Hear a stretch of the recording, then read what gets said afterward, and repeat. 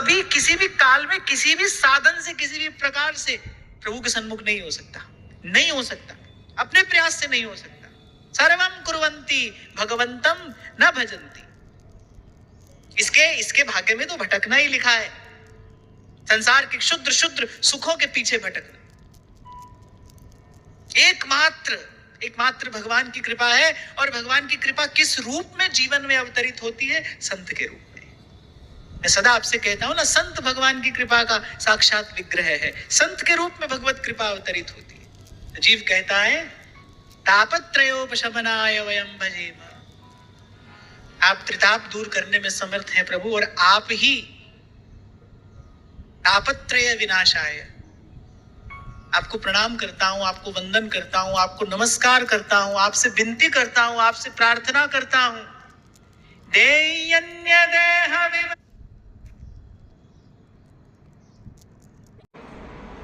गुरु की महिमा जाने। पड़े हुए हैं। और महाराज जी शेष रैया पर जो श्री रंगनाथ भगवान हैं, इनका इतिहास है। ये देवताओं के अर्चावतार थे ठाकुर जी, जो अभी रंगनाथ मंदिर श्रीरंगम में विराजमान है। देवता इनकी अर्चना करते थे। देवताओं से श्री दशरथ जी इनको लेकर के आ गए अयोध्या में, और श्री अयोध्या में समस्त सूर्यवंशी राजा इनकी अर्चना करते थे। फिर जब लंका पर विजय प्राप्त की भगवान श्री राम ने, और जब विभीषण को राज्य गद्दी प्रदान की, तो विभीषण ने कहा भगवान मुझे आपसे कुछ मांगना है। तो भगवान बोले क्या चाहिए? तो विभीषण जी कहते हैं कि आप सदा लंका में विराज जाओ। भगवान बोले काय को ऐसा कर रहे हो, हमको वापस जाने दो। लेकिन उसने कहा कि मुझे नित्य आपका दर्शन हो, ऐसी कोई कृपा अनुग्रह करो ना मेरे ऊपर। तो भगवान बोले हमारे पूर्वजों के और देवताओं के भी इष्ट अयोध्या में विराजमान हैं। तुमने मांगा है, हम वो तुम नदी के तट पर विराजेंगे, कावेरी के तट पर भी हम विराजेंगे। अब करते हैं, वरुण देवता से आज्ञा करी। विभीषण को नियम था कि कहीं रखना नहीं हमको, कहीं रोक दोगे तो वहीं रह जाएंगे हम। लौट करके आए, स्नान ध्यान करके संध्या करके ऊपर पधारे तो ठाकुर जी उठे ही नहीं। भगवान बोले अब तो करके शेष शैया पर पौड़े।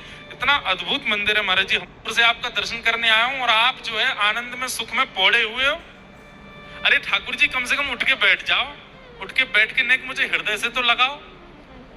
ठाकुर जी नहीं उठे। ठाकुर जी तो मूर्तिमंत हैं। तो ऐसा वर्णन आता है कि उन्होंने अपने पूर्व के आचार्यों का नाम लिया, अपने गुरुजनों का नाम लिया। बोले मेरे गुरुजन तो कहते हैं कि आप इतने इतने कृपालु हैं, मेरे आदि गुरु तो कहते हैं आपने इतनी कृपा करते हो, मेरे आदि आदि गुरु तो कहते हैं कि आप इतने दयालु हैं। मेरे गुरुजनों की बात निरर्थक हो रही है, आप तो परम निष्ठुर हैं, अभी भी लेटे हुए हैं। गुरुजनों का नाम लेते ही जैसे उन्होंने कहा कि मेरे गुरु पर गुरु तो ऐसा कहते थे, आप इतने दयालु, आप तो ऐसे लीला करते हो, पर आप तो मूर्तिवंत होकर पड़े। तो गुरु का नाम लेते ही ठाकुर जी उठ करके बैठ गए, और बैठ करके उनको बाहर से उठा के अपनी गोद में बिठा लिया। कहीं गुरु की आज्ञा निरर्थक ना हो जाए और गुरु आज्ञा पर किसी को संशय ना हो जाए, इसलिए ठाकुर जी अपनी स्थिति से निकल करके आए और उनको अपनी गोद में ले लिया। ये गुरु आज्ञा की प्रधानता होती है।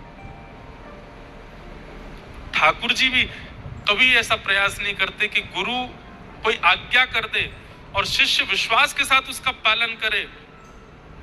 तो ठाकुर जी पूर्ण जिम्मेवारी रखते हैं कि उसकी गुरु की आज्ञा का पालन जो शिष्य कर रहा है उसमें कोई व्यवधान ना आवे। नहीं तो गुरु प्रधान नहीं है, व्यक्ति विशेष प्रधान नहीं है, गुरु पदवी और गुरु से निकला हुआ आज्ञा वो प्रधान है।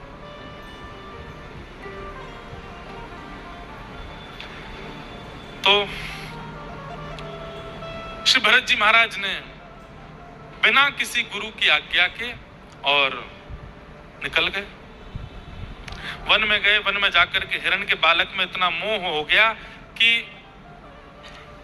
अब उसी को ही देख करके जीते हैं, उसी के साथ ही रहते हैं, उसी के साथ सब क्रिया, उसके बिना अब उनका मन नहीं लग। भजन तो छूट ही गया पूरा। एक दिन हिरणों का झुंड आया भरत जी की कुटिया के पास। भरत जी अस्वस्थ हो गए थे, वृद्धावस्था आ गई है, लेटे हुए थे। लेटे लेटे हिरण के उस बालक, वो भी बड़ा हो चुका है, उसको सहला रहे थे।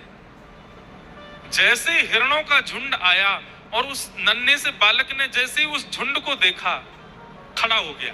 भरत जी महाराज बोले अरे क्या हुआ, कहां जा रहे हो? धीरे धीरे वो उस झुंड की ओर जाने लगा और जैसे ही झुंड में असंख्य हिरणों को देखा उसको समझ आ गया, अरे मेरा परिवार ये नहीं है, मेरा परिवार तो ये झुंड है, ये हिरण मेरे परिवार है। और भरत जी को अकेला छोड़ करके वो जीव, वो हिरण झुंड में जाकर के मिल गया और जंगल में कहीं भाग गया, कभी लौट करके नहीं आया। भरत जी दिनों दिन तक उसका इंतजार करते रहे, अन्न जल सब छोड़ दिया, रो रो करके बेहाल हो गए, इतनी आसक्ति हो गई उसमें। और ये आसक्ति का कारण ही केवल इसलिए हुआ क्योंकि किसी गुरु की मोहर नहीं थी उनके नियम के ऊपर। कितनी बड़ी बात यहां भागवत जी में समझाई जा रही है। आप सामान्य सी भी क्रिया करते हैं ना, तो आज्ञा की प्रतीक्षा करो, क्योंकि आप में बल नहीं है किसी सेवा को पूर्ण करने का। गुरु हस्ताक्षर कर देते हैं जब उस सेवा पर, तब वो आपको सामर्थ्य मिलती है करने की।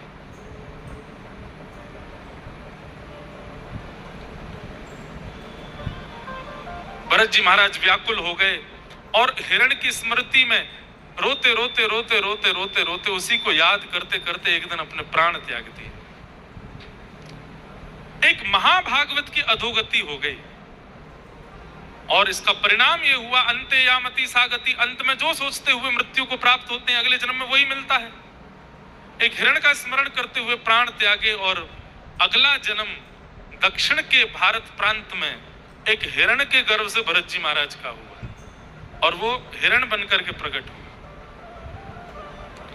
जन्म लेते ही उनके पूर्व जन्म के महाभागवत लक्षण के कारण इतना उनको विवेक हो गया कि उनको याद आ गया कि मैं भरत था, मैं एक राजा था, अपने कुल परिवार का त्याग करके आया, लेकिन एक हिरण बालक में आसक्त हो गया। लज्जा होने लगी अपने ऊपर, मैंने क्या किया।